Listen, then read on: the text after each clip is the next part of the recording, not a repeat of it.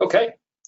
Well, thank you, everyone. I hope you're having a wonderful time here at Past SQL Saturday Los Angeles, the virtual edition. This is faster transactions, which is a little bit, oh, hang on a second there, a little bit different than the last session that we had, which was talking about bulk loading data.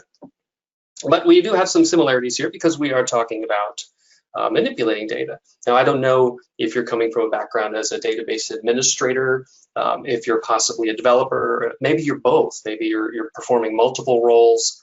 Hopefully, this session can help you improve performance. Now, the first thing you're probably wondering is who in the world I am.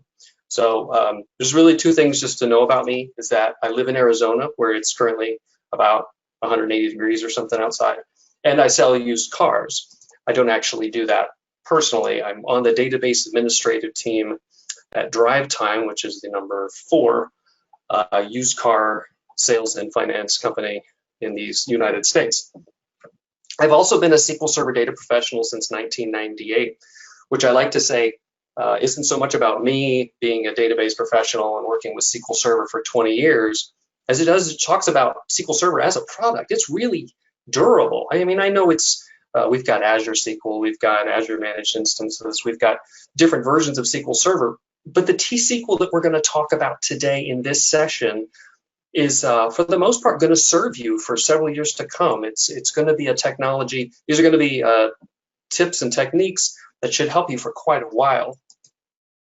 Now, I'm also an Idera ace, which doesn't mean that I work for Idera. It just means that's one of the ways that Idera sponsors members of the community. I have the shirt on. And I'm proud to represent them and their suite of database products. Also, here's the information if you wish to contact me afterwards. I have my email, my Twitter, and I also have my blog address, desertdba.com, where I have this presentation. But you know what? I've already uploaded all the slides that I'm going to use in the demo scripts to the SQL Saturday site. So, hopefully you stick around and don't just go looking at those right now. One thing I want to say, actually 2 quick things I want to say in case I forget at the end. The first is, at the end of this session, please provide an evaluation. There are links in the emails, I believe, to provide evaluations for not just this session, but all of the sessions. This is how we as speakers get better at giving you what you need. And on a personal note, I just ask, if you like this session and you're on Twitter, tweet about it, right? If you don't like the session, email me. Please tell me directly what it is that you were expecting from this session that you didn't get.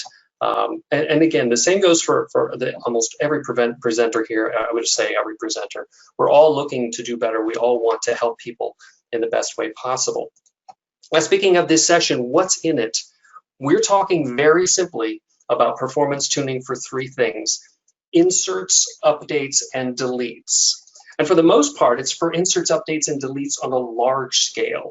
So if you have any kind of ETL process that runs nightly, or you have to work with a staging table, you have to do some sort of massive amount of data manipulation, you have to archive some data that regularly.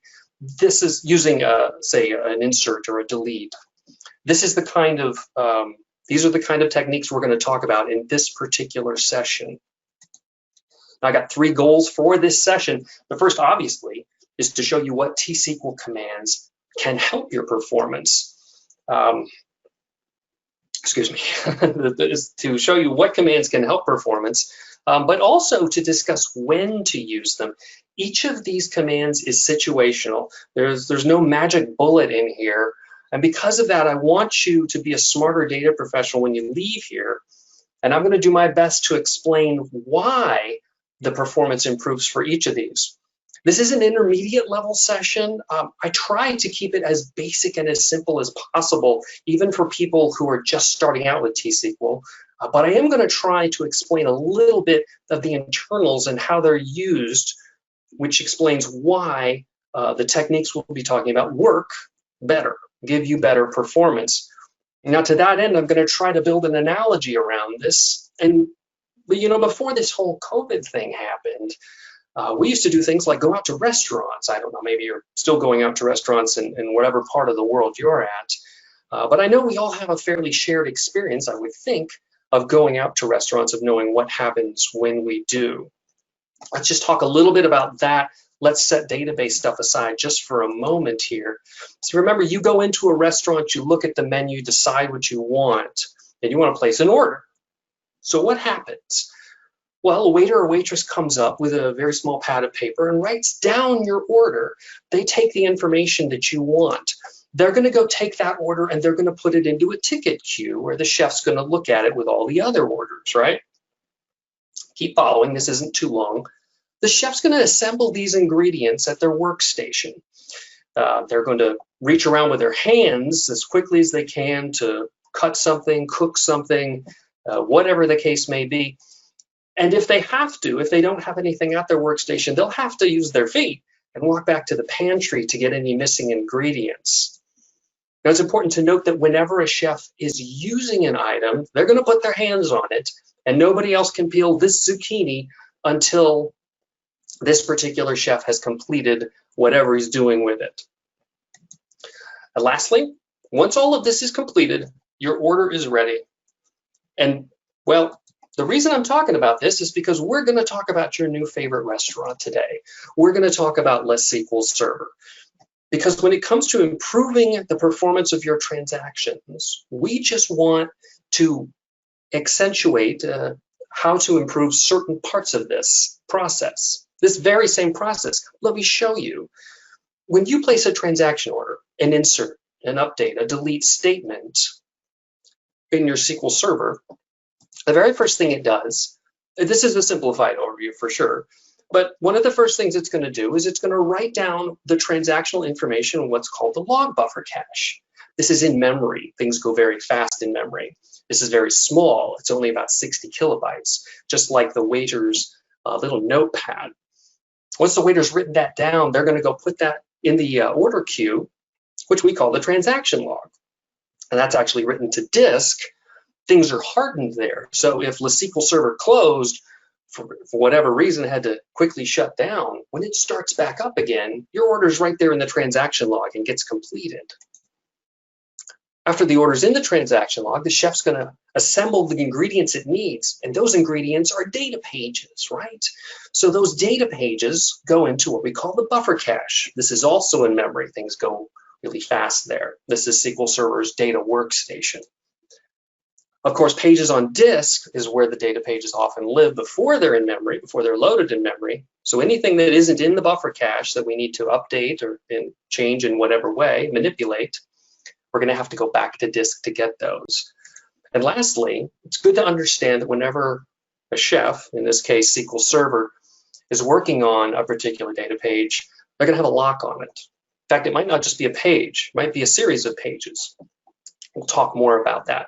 If you can understand how all this happens and what the logical workflow of this is, you can understand the why of why these transactions are going to go faster. Okay, so how do we actually do that? Well, there are three things we can do. We can read or write less data pages, especially if we can keep those pages in memory, read or write less pages on disk. Obviously, any write has to be written to disk, but we'll see how that works. We'll create less locks, less hands grabbing less things is less work for the server. And we can create less transaction log entries. We can find more efficient ways to write the order for your transaction. Okay, I'm so deep into this restaurant analogy that I'm just going to keep going with it. So today, we're going to talk about ways that, first, that you can alter the target table. This is how you actually get about making things go faster. Then we'll get to the manipulation of the transaction. That's really fun stuff. We'll talk maybe about a few things. If you were in the last session, there might be a little bit of overlap, but I don't want to spoil too much. And lastly, we'll talk about ways to modify the database settings. Now, if it's okay with you, if you have any questions as we go along, feel free to post them in the chat window. I'll check in at the end of the appetizers and the entrees sections to see if there are any questions about things we covered. And then, of course, if there are any questions about the database settings, we'll talk about that at the end, if that's okay. I guess that's okay. Silence is acceptance. All right, Yes, let's there move are on. no questions yet. So No questions. Okay, fantastic. All right, well, let's move on to appetizers where we're altering the target table.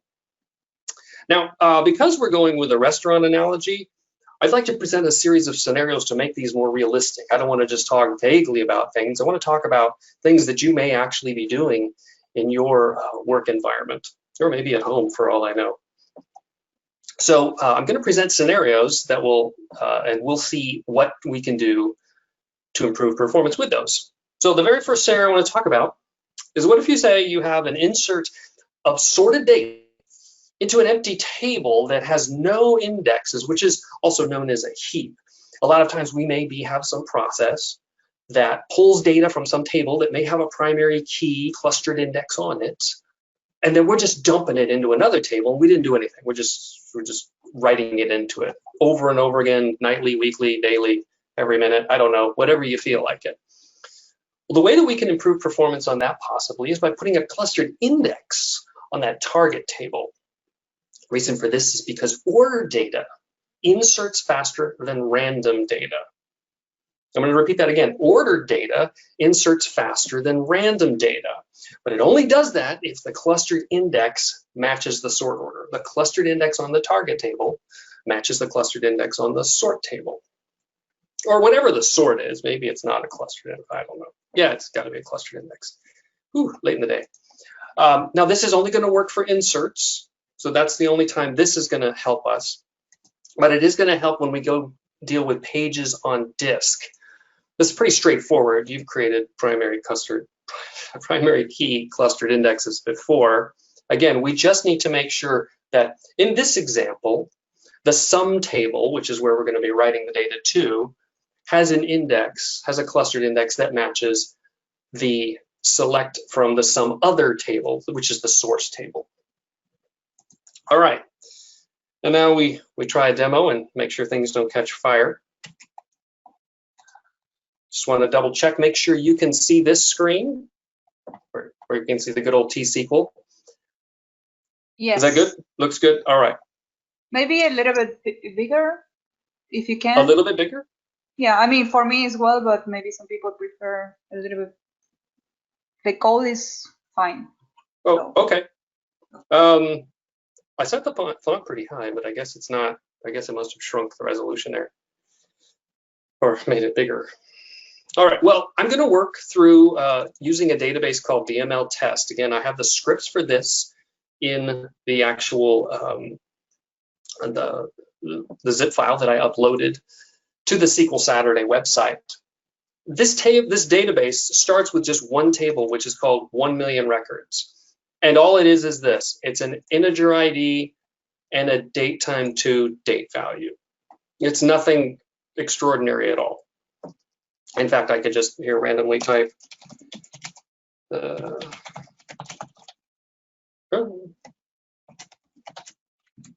just so you can see I'm not making this up. It's just a bunch of dates. So the very first thing we talked about is building a clustered index on a heap. I'm going to take those data records and just dump them into another table. We'll see how long it takes. But I want you to note that when I build the first table, there's no clustered index on it. I'll also point out that I have a little bit of extra T-SQL in here. You'll see this declare and select in between anything. You can just ignore that. All that's doing is collecting the duration of the query. This is the actual part we're looking at. We're simply going to be inserting the records.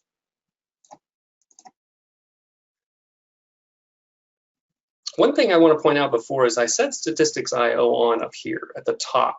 I don't know if you guys have done this before. If you haven't, this is really helpful when it comes to baselining or troubleshooting a particular query. It will show you, among other things, the number of pages that are read. We'll show that in a second. So this very first query here was 2.4 seconds. And what I want you to note here, among all this stuff, is just these logical reads. It's over 1 million pages. I can tell you right now, there are not 1 million pages in this table. We're reading around the B tree over and over and over again, really inefficiently, because we don't have that clustered index on that source table. So that was, just to confirm, 2.4 seconds. I'll do a little cleanup here. And then I'll recreate it with this, a primary key clustered index, just like we said. So the second time, whereas the first one was 2.4 seconds, the second time we run this query, about 40% less. And the reason for that is because our logical reads were a lot less. Instead of 1 million logical reads, we're only doing about 13,000. We're reading things sequentially and rolling through much more efficiently. All right, so why was that faster? Well, we did actually use less data pages, as we proved, which means we're actually locking less data and creating less transaction log entries. But should every table that we're loading into have a clustered index? No, not exactly. Because if we've got unsorted data, and then we just build a clustered index just for giggles, we're actually going to make it slower because now it has to take that unsorted data and sort it as part of the insert. This is only going to be faster, again, when the clustered index matches sort order. But what's important to note also, how many times do you use a temporary table? Are you taking ordered data and just throwing it into a temporary table? Temporary tables can have clustered indexes. So when you're using one, especially when it's going to have a large amount of data in it, and I'm going to use the word large to mean whatever you think is large for you, it's important to note that you can put a clustered index on that in these kind of situations to improve the performance. All right, that's the first one. Let's move on to the next order. Let's try an update statement. To every record in a table that has a clustered index, but it also has a non-clustered index. I'm sure most of your tables have not just a clustered index, but other supporting non-clustered indexes as well. We can make those faster by disabling those non-clustered indexes. I know you're thinking, okay, used car sales guy, whatever. This is crazy talk, but I'm going to show you that we're going to actually be faster because we're reducing the data pages that are manipulated when we have that non-clustered index. We're only going to disable any non-clustered indexes that are with an affected column. So if I'm only updating one column, I'm only concerned about non-clustered indexes that include that column. I'm not going to be concerned about any that don't include that column. This can work for inserts, updates, and deletes, although for the purposes of this example, we're going to talk just about updates. Again, this is going to be really helpful for the actual pages on disk. Disabling indexes is a little interesting because you'll note here, when you disable an index, you don't re-enable it. When you disable it, it's now no longer synchronized with the source data. It's just kind of dead. You still have the metadata though, so that makes it different than dropping the index and recreating it. We then just rebuild that index. And what's really nice is that by rebuilding that index, it can rebuild the values of that index in order, which again, like the clustered index sort, putting things in order, they can go a lot faster. Let's show you how that's done.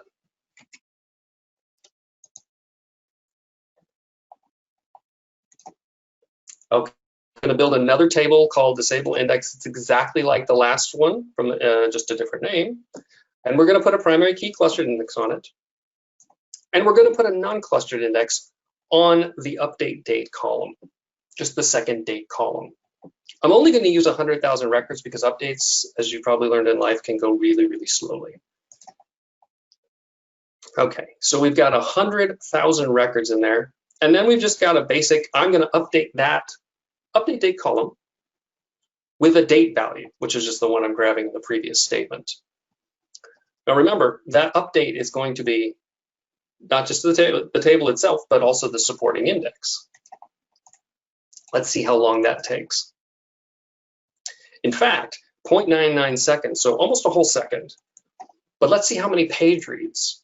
402,000. Just remember, it's 400,000. It's a bunch of page reads, right? Again, these aren't very large tables, but that's a lot.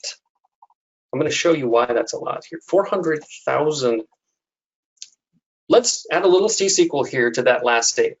Let's disable that non-clustered index on the date column, and then we'll rebuild it afterwards. We're going to do this all at the same time, and you'll see Whereas the last statement took 0.9 something seconds, almost a full second. This goes in 0.755. It's faster because look at this. Instead of 400,000 logical reads, 261 and 262. What's making that go so fast? Well, it's updating the data in order. Something else to consider here in case you didn't realize this. This first object is the actual table itself. This second object is the non-clustered index. You'll see they're the same size. In case you didn't know, there are only two columns in this table. There's the one where the primary key exists, and then there's the other one where the non-clustered exists. In reality, for this example, that non-clustered table includes the same amount of data because any non-clustered index has to include the primary key as well, whether you specify it or not. But as I said, there's only 260 some pages of data in here, which is why when we saw the previous example, 400,000 logical page reads, that means it's reading the same data over and over. It's reading up and down the B tree over and over. Incredibly inefficient.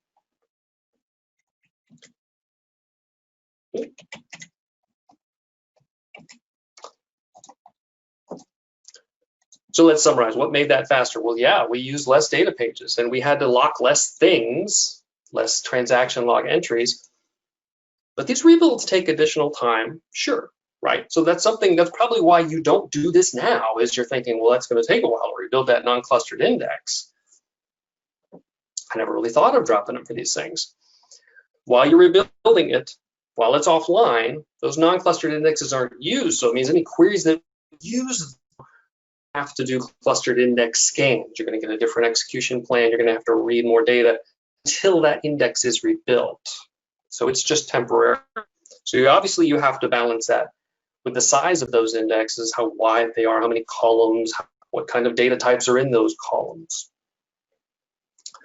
All right, are there any questions for those first two that we talked about? Nothing so far. Okay, cool. Hopefully this is helpful. This is the part I like, manipulating the transactions here. Today, let's try a next order of a delete of a majority of data in a table with lots of records actually. And we have a lot of user connections at the same time. We don't want to be disruptive to them and slow their transactional orders. Now, how can we make something like that go faster, even with a lot of connections? Well, the reality is, even though this session is called Faster Transactions, this is not something I can make faster for you. I can just make it less slow. And the way that we can do that is by using batch functionality. In this case, I'm going to use a while with a top statement. You may have used this with a row count as well, although I believe row count has been marked for deprecation.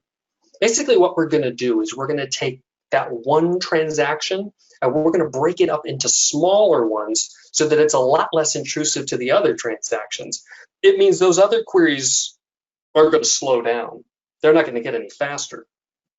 The nice thing is that by doing this, we can actually mitigate a lot of performance damage to our own query. There's going to be some degradation. It's going to be a little slower, but it's not going to be like a lot slower. It's certainly not going to slow everyone else's queries down while we're in a statement. And this will work for any data manipulation, any inserts, updates, or deletes. Where the performance benefit comes from this one is in our manipulation of the transaction log itself. I'll show you that here in just a moment. Here's an example, and this looks like a lot of T-SQL, so I just want to focus on a couple little points, one at a time. The first is this top section. I'm going to assign a minimum ID and a maximum ID.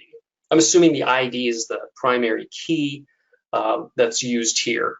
That's important. You want to use that as your value. And we're going to select a range. We're going to start with, let's say, ID 1, because I've got to, in this case, update a bunch of things. And I got to update the whole table. Well, then I'm going to set this while loop to go. And each time, each iteration through the loop, I'm going to select the max ID of, in this case, 50,000. So I'm only going to update 50,000 things at a time instead of let's suppose this table had hundreds of millions or even billions of records. I'm not going to try to do that update all at once. Actually, in this case, it's a delete. And I'm only going to delete in that range. It's important that we continually go through, especially for an update statement, what that range is, because we don't want to have to just scan every time to pick what's the next 5,000 that haven't been updated. What's the next? We want to be very proactive, which is why that top part of establishing these variables to use a minimum and a maximum are so crucial. At the very end, we're going to swap those. We're going to turn our maximum, in other words, the last thing that we updated, into our new minimum, and then cycle through again until we reach whatever condition we need. I'm going to show you a demo. It's a lot less complicated than I just made it sound. And as I said, this interesting thing about this demo is, yes, it will go over, but if you have to make some sort of massive data change in an OLTP environment especially, or even a data warehouse that a lot of users are actively connecting to and querying, this is going to save your bacon. All right. Time to show you the slow thing. So I'm going to create a table called while with top, and I'm going to put 50,000 records into it. No, I'm going to put 500,000 records into it. I should actually read what I'm doing here. And in that 500,000, I'm going to just delete, let's say, 20% of that table. How long does it take if I just say, just delete that? Well, I don't have any concurrent users, so I can just fly through, boom, half a second. Let's truncate that and try it again. But we're not concerned with data pages here because we're actually doing the same amount of data pages. We're just breaking up the work into smaller bite-sized chunks. All right, let's try it again. But this time I'm going to use a different functionality. I'm going to say start with 100,000. So I'm not deleting the same pages that I just did, even though I had to redo the table. I'm going to go in 50,000 chunks of 50,000 records. I'm going to delete. Oh, I did this backwards. I'm sorry. That was not 20% of the table. It was 80% of the table.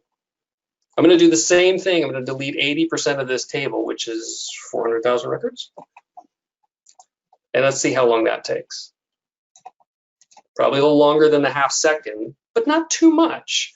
Again, there's a slight performance loss, but it gives you the ability, instead of running, if I ran this update statement with a lot of concurrent users, anyone who's trying to access that table while I'm doing this has to wait. They're getting the stoplight from SQL Server and saying, hold on, somebody's blocking you.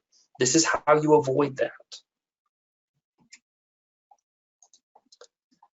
Okay, but we didn't actually make anything faster. We kind of broke up the locks and transaction logs, so each individual transaction was a lot less than the whole thing, but in reality, we're still taking roughly the same amount of locks.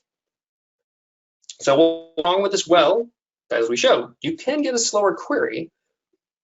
And here's something else to consider. What if the power went out while I was doing that? I'd have what you could call a partial transaction. You don't want to do this if you absolutely need everything all or nothing, if you don't have the ability to pick up wherever you left off. And another thing to note is that escalation occurs 5,000 locks. Now, a little bit more about that later, but basically what that means is instead of locking a record, SQL Server only has, let's say, 5,000 hands. It doesn't want to lock more than 5,000 things at a time. If it finds it has to, it'll say, oh, forget all these records. I'm just locking the pages, or I'm locking the tables, or whatever. I'm just locking some other object at a higher level. I mentioned that to you because that actually can be faster for you. The less locks we have, well, CPU utilization we have to use to create those locks, the less we have to log them in the transaction log. So you want to start when you're building these batches at something around, you could say 5,000. In this case, you know, there's just a table. If there are non-clustered indexes, those have to be locked as well. So be sure to start in the thousands to get the full performance benefit of using the batch. All right, next up, we have kind of the opposite scenario. How many of you have heard the phrase rebar? See, I'm saying this now, and I don't know if anybody can. It's okay, you can talk back even though you're muted. I'll pretend I heard you. And for those of you who haven't, rebar is a phrase that was coined by a database guru named Jeff Moden, and it means row by agonizing row.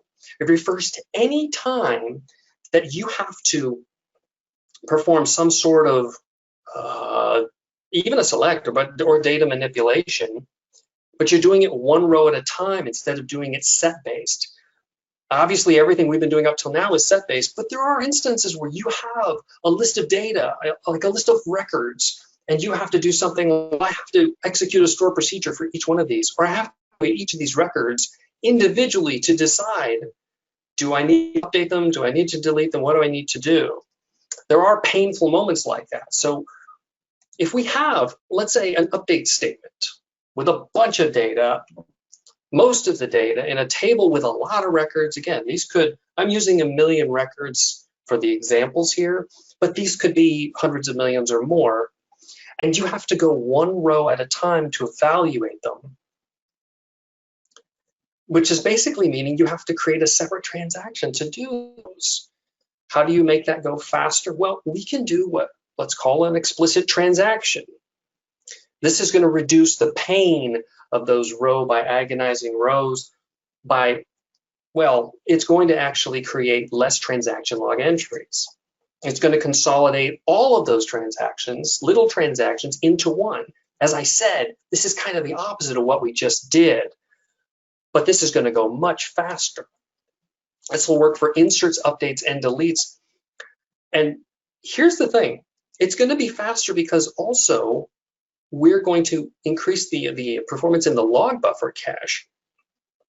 If we have a lot of little transactions, well, they fill up the log buffer cache and then it has to flush them out to the transaction log. Flush is kind of a fancy word. Let's say harden. Flush makes it sound like it's a toilet. That doesn't sound desirable at all. We want to make sure that we're going efficiently with those. We can make our transactions smaller so that it all fits in the log buffer cache, which is memory, right? And reduce the number of flushes that we have to the transaction log. I'll explain it in the example in a minute here. Here's what I'm talking about. You've done this before, you just haven't done it you just might not have done it. I'm not going to presume you've never done this before. You might not have done this same sort of functionality for this purpose. You've used begin, tran, and commit. You've used explicit transactions. You're a seasoned data professional. But what we're going to do is take, in this example, I'm sorry, I've got a while loop that just rolls through. This may not be the same for you. I really wouldn't do something like this, but I'm going to take, while this is in this while loop, every update statement itself is an individual transaction. By wrapping it with a begin transaction and a commit, I'm turning it into a single transaction. Let's show you what that looks like. So I'm going to create a table called explicit transactions, the exact same thing, and I'm going to put 100,000 records into it.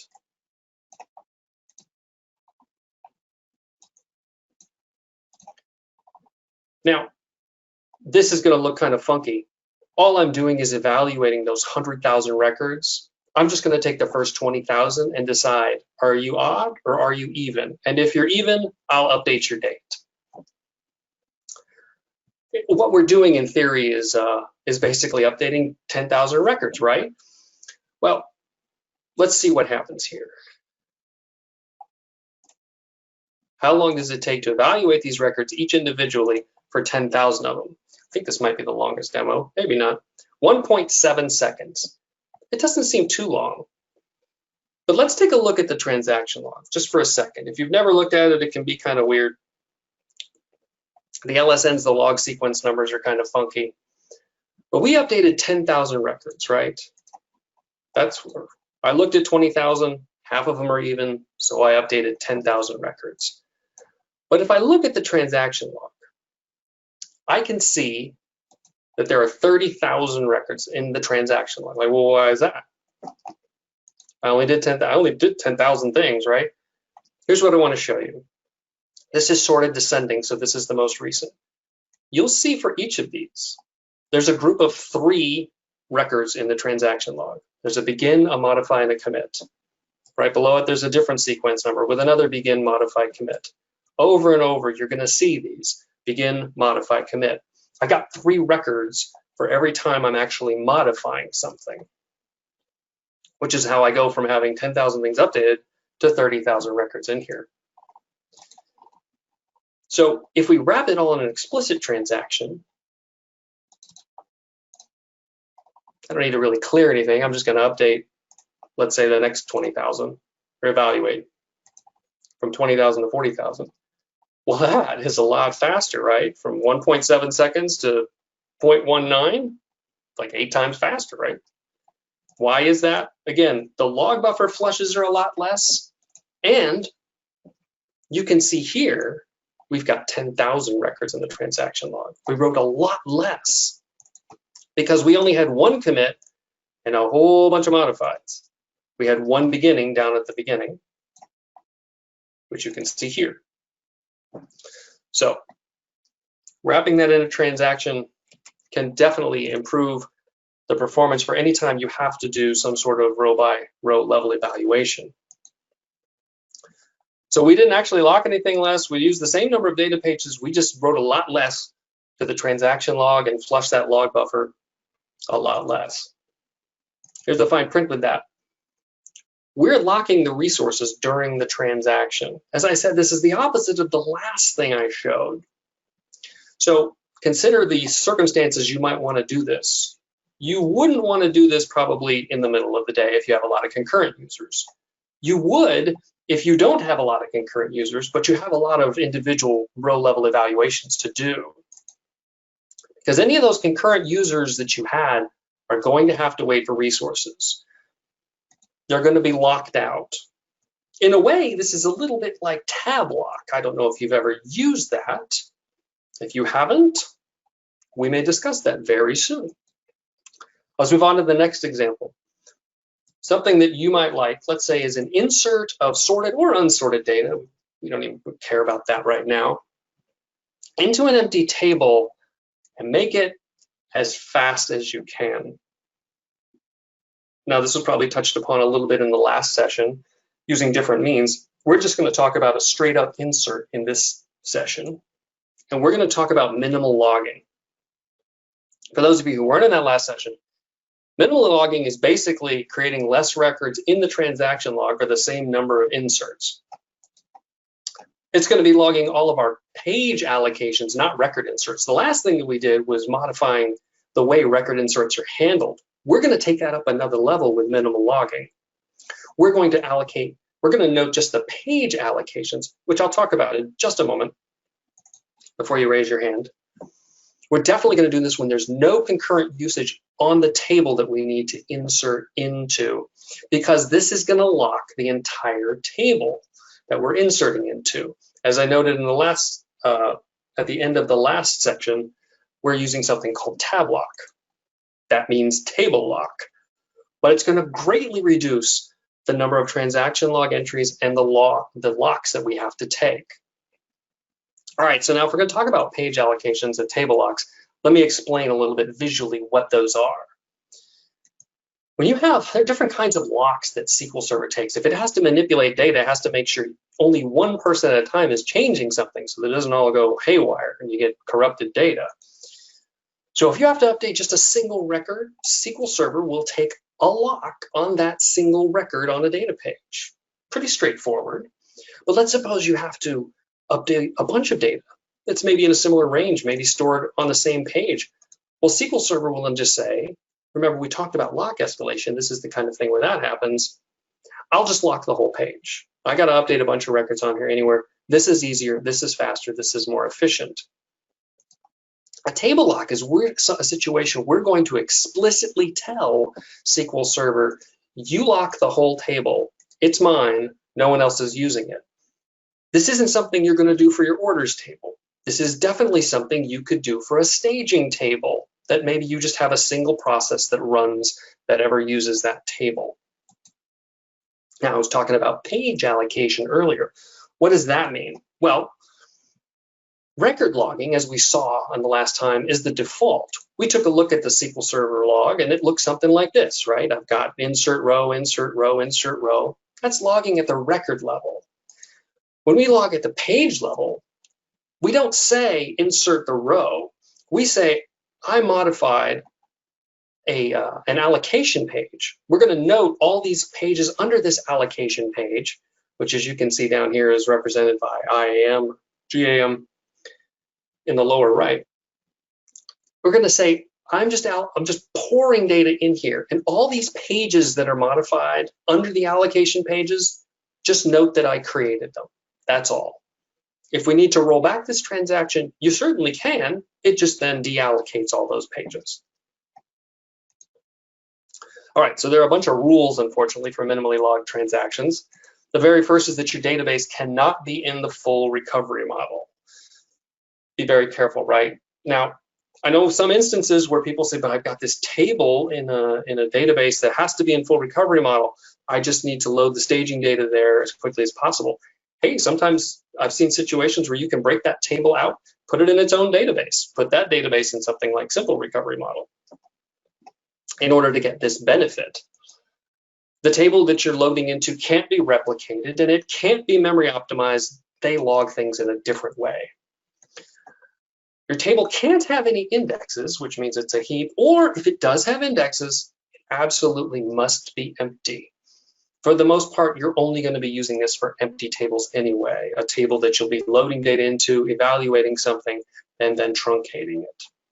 Interestingly enough, truncate is actually a minimally logged kind of transaction. You can roll it back. It doesn't actually just delete the data. It just deallocates those pages.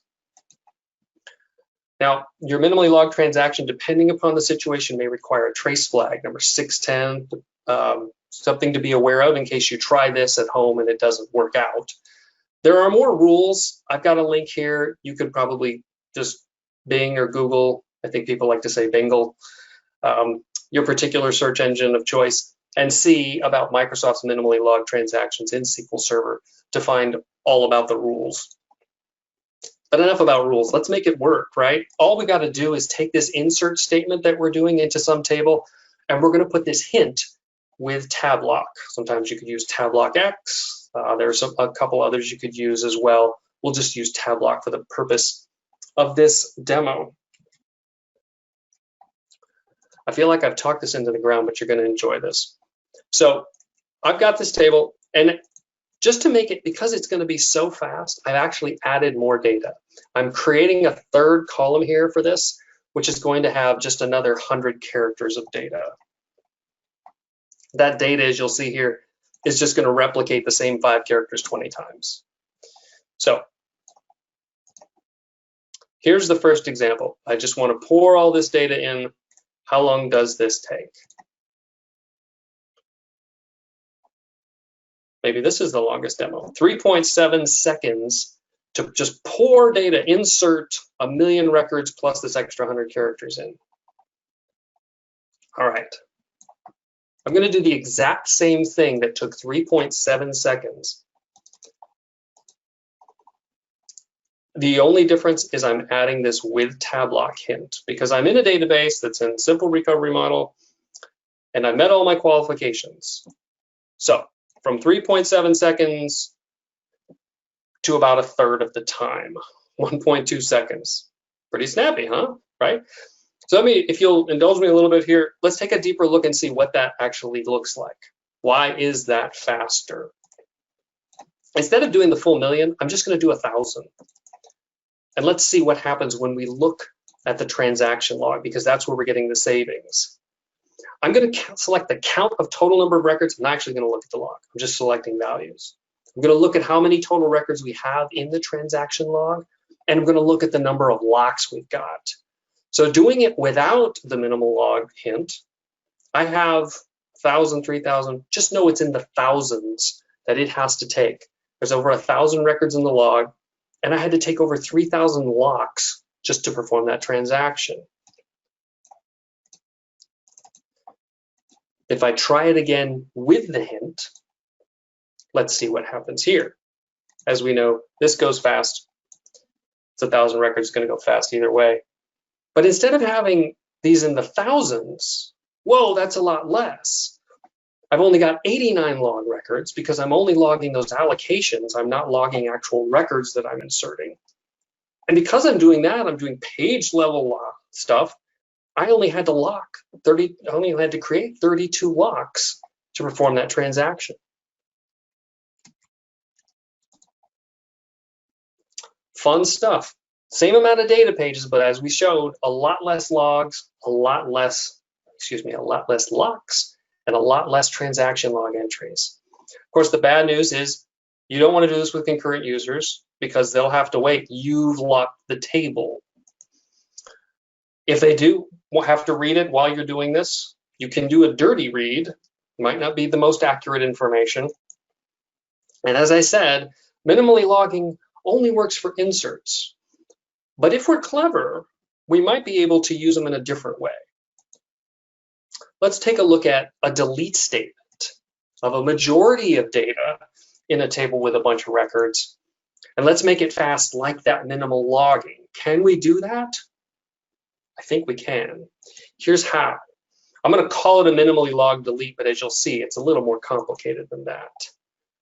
We can use the functionality of a minimally logged insert. Instead of deleting the data that we don't want from a table, why don't we take the data we want to keep, copy it via an insert into another table, truncate the table where the data was originally sourced, and then put that data we keep back in with another minimally logged insert.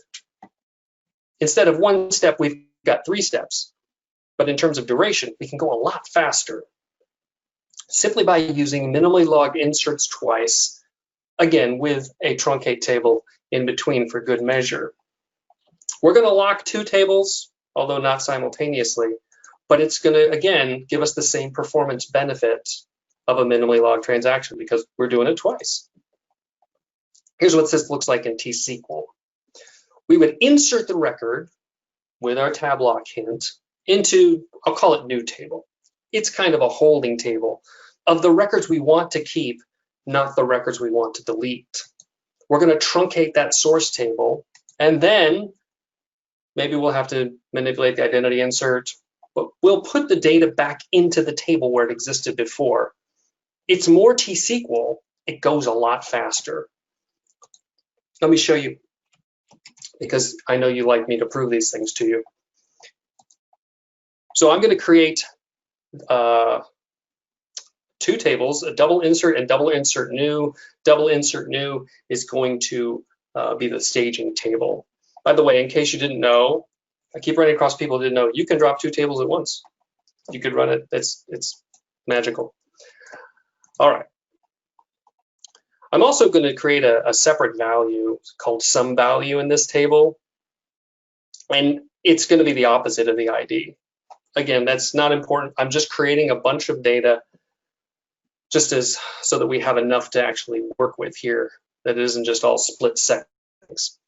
So let's say I've taken my 1,000,000 records, put it in that table, and I want to delete anything, 90% of the table. So anything over 100,000. How long does it take to delete 90% of the table? Have you ever had a situation like this where I've had these situations where we have like something that's just logging data, and we're supposed to have some purge job that says, well, don't keep more than 72 hours of data, like maybe it's just connection data or something in case there's some troubleshooting.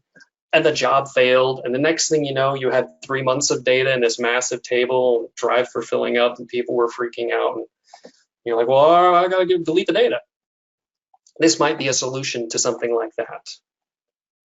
So let's see what happens when we try to delete 900,000 records. How long does this take? 2.1 seconds. That felt longer than that, didn't it? 2.1 seconds. I'm going to turn the statistics IO off for a second here, truncate it, and put the data back in.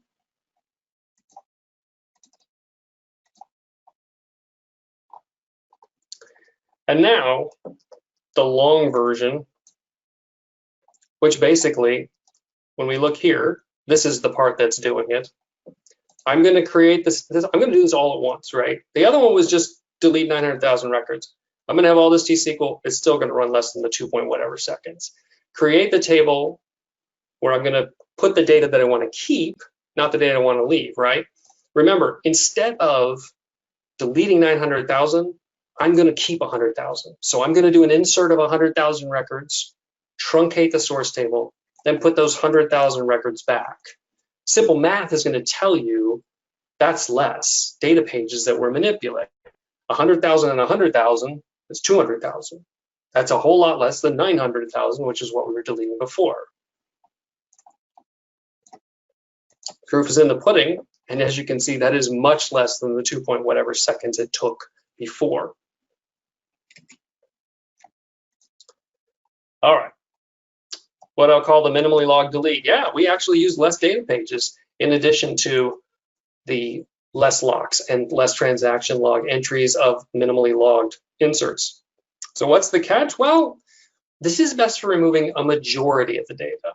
If you're removing a minority of the data, less than 50%, it's probably not going to be a benefit to you because you're writing most of the data and then writing it back.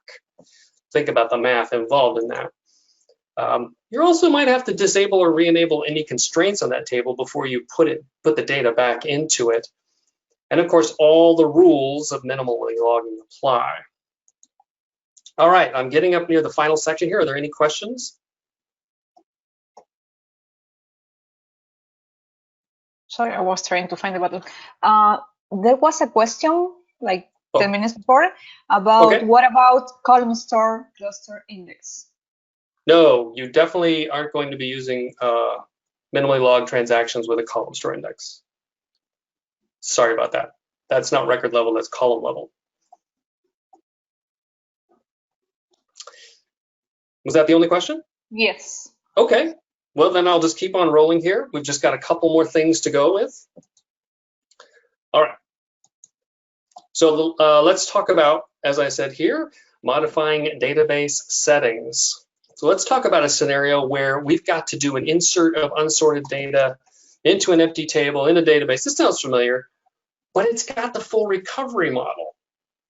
As we know, one of those things about minimal logging, if we really want it, we can't be in full recovery model.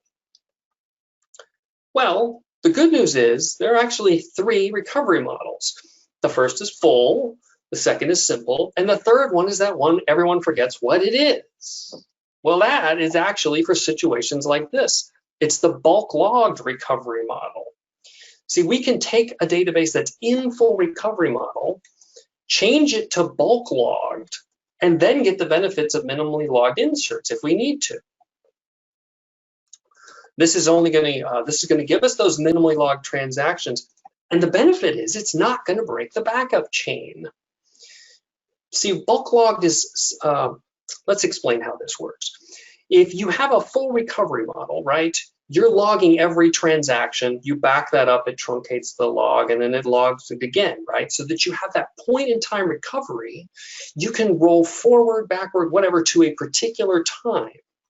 Well, bulk logged says, I'm not going to let you do that. I'm going to let you do it from where I start and where I end, but I'm not going to break your backup chain.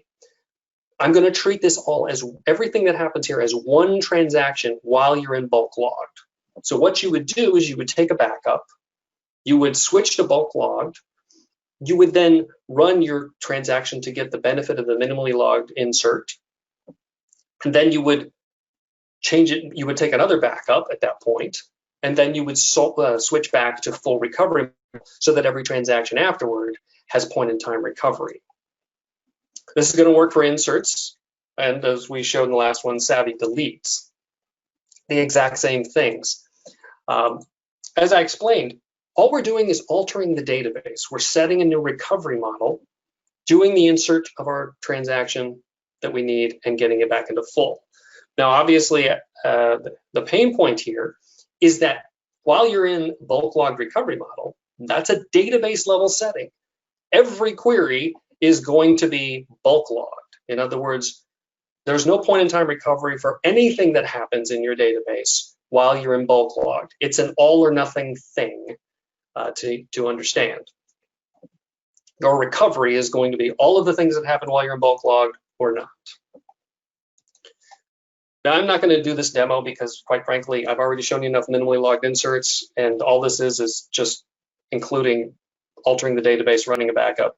I've got demo scripts if you want to that were uploaded to the site. You can test that yourself if you think this is something that'll work for you.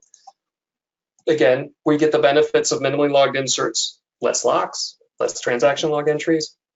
But as I said, all the transactions in your database are affected, so be very careful. Maybe if you have a database that isn't used after hours, but you have some process that runs after hours, has to pour a bunch of data into it when no one else is using it, this could be a solution for that. Because there is no point in time recovery other than at the start of your, other than between your backups. Again, a database level setting is something you probably should consult these database administrator types with. And the last thing we're going to talk about today is probably the most, yes. So this, do you mean log backup? That won't be broken with bulk logging? No, it does not break the backup chain for a full recovery model. Again, you can switch it, back it up, and then in the bulk log, you would back up your database, back up your transaction log, you would set it to bulk logged, run your transaction, run another backup, set it back to full recovery model, and then proceed with your other transaction log backups. It will not break the backup chain. It just won't allow you to have point-in-time recovery for the duration of when you were in bulk logged. That's it. Yes, switching to simple absolutely breaks your backup chain because it truncates the log after your transaction is completed. All right. Let's finish here, as I said, with the delete of a bunch of data in a table with lots of records. And let's think more about those RBAR type transactions where we have to do an individual evaluation. I want to show you something that was introduced in SQL Server 2014 called delayed durability. What that does is it delays the hardening of the transactions to the log, or as we've referred to it, flushing. Remember how we talked about your orders go from the log buffer cache to the transaction log to the ticket queue. Well, with delayed durability, we're going to write your transaction to the log buffer cache, which is in memory, and it's going to go straight to working with the data, which is also in memory. And then at some point when the log buffer cache fills up, it's going to then write to the transaction log. So as you can see, the purpose of for the duration of your transaction, when it executes, once it completes working with the data, it's going to come back to you and say, I'm done, much faster because it never has to go to disk. Well, not within the context of your transaction. You're going to do this with small transactions. Again, the log buffer cache is only 60 kilobytes. If you have a massive transaction, it's going to have to flush them and harden to the transaction log anyway. You won't get the benefit. But this will work for any inserts, updates, and deletes. Let's see here. How we're going to test this? Well, we're going to basically do a database setting. You can set delayed durability to allowed. You can actually set it for all the transactions. I don't recommend that. But allowed means in case somebody does this thing at the bottom, commit with delayed durability on, I will give you a delayed durability transaction, just like we showed graphically in the previous slide. All right, let's quickly, and I mean quickly, show you what that looks like. I'm going to create a table, delayed durability, just like those early ones with just 2 columns. Now I'm going to run a delete statement, but again, I'm evaluating each one. Are you an even record or not? And I'm going to move through 50,000 records, one at a time. So basically, I'm going to delete 25,000. I'm only going to delete the even number ones. 4.1 seconds. So what's the difference here? Let's set the delayed durability on and do the same thing for a different 50,000 records. Only this time, I'm going to make it an explicit transaction with a commit with delayed durability on after I set this on.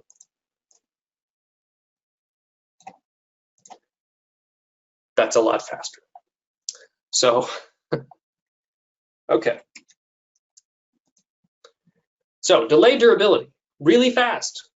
Why don't you do it all the time? because this is seemingly making things going involving transactions a lot faster, especially small ones. Well, think about this for a second.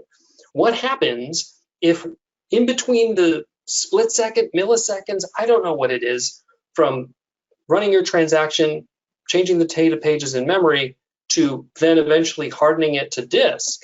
What if your SQL Server stopped? You lose those transactions.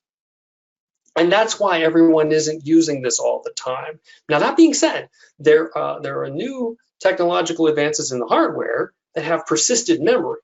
Newer versions of SQL Server can identify if your server has persisted memory, and it can put the log buffer cache on that. Persistent memory, think of it like your flash drive, right?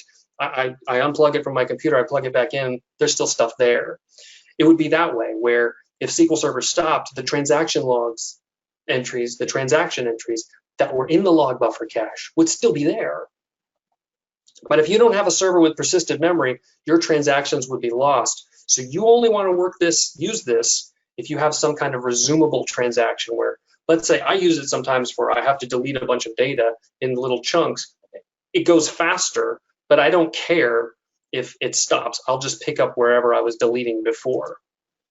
Again, this is a database level setting, so consult with your database administrator before you make that change.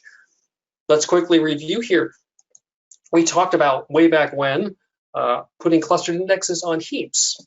We can make those inserts go faster if they're in the correct order. We can also disable and then rebuild indexes to make certain transactions go faster. We talked about using batching to break one transaction up into a bunch of little transactions in case we have any kind of concurrency when we're trying a massive data manipulation. Or we could do the opposite. If we have a bunch of little transactions, we could wrap them in an explicit transaction and make them go much faster. We talked about minimally logged inserts and how we can use them if we need to delete a majority of the data. And we talked about the bulk recovery model to get minimally logged inserts and possibly deletes. And lastly, we showed the benefits of delayed durability. So that is all that I have for this session. I know I'm just a few minutes over. If there are any more questions, I'll be happy to answer them. If you come up with any other questions outside, again, here is my contact information. And lastly, again, please feel free, please do fill out the session evaluations for all of the sessions today. Any questions, Cecilia? That was amazing. So there is a comment from Amy. She says, I think you still get the IT recovery of minimally logged transactions while in bulk recovery mode. You can recover. You just you don't have the point in time recovery. So by bulk, that's what it means. I'm doing all these transactions as one bulk. Okay. And there is excellent job. I really appreciate from Hanny. Could you share the GitHub link for the code? I don't have a GitHub, but as I said, I'll mention it again. I have uploaded all of the scripts that I used along with a PDF of all these slides to the SQL Saturday site. So if you go look at the schedule, you can download that. If for whatever reason you get a copy and it doesn't work or whatever, please feel free to contact me, Jeff at Desert DBA. I'll personally send it to you. You can go to desertdba.com under presentations on my website. I've got it there too. I don't have it as a GitHub yet. That's my next project. Okay, thank you so much. Clap, clap, clap. All applauses. Amazing session.